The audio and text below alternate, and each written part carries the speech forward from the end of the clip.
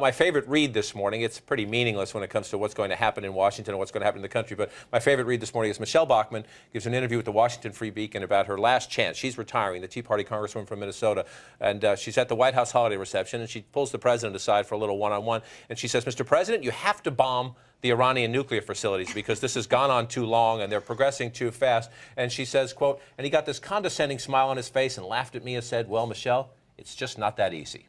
I mean, it's great that she's going out with a bang, right? I mean, if you're going to have a conversation with the president, why not drop something like that, you know, in the final moments? And let's quickly do a little 2016 business. A lot of 2016 news playing out as we end the year, and these candidates have to make their decision. Am I going to run? Dr. Ben Carson is off to Israel. That's sort of one of the lists you check if you're running for president. You go over to Israel and you say, I'm a firm friend. If I'm president, I will be there. Dr. Ben Carson, a conservative who's exploring a run for the Republican nomination.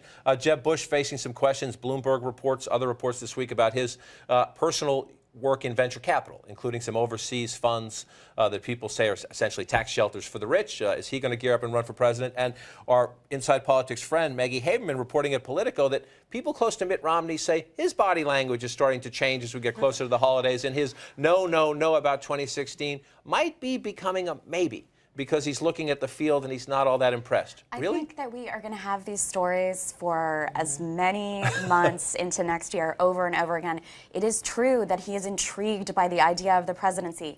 There are people around him who keep encouraging him to get in. It's true that he, has some real reservations about the field, but we're a long way from that moment, and I think he could wait a long time before he makes a decision. I mean, he's got that option, whereas others don't.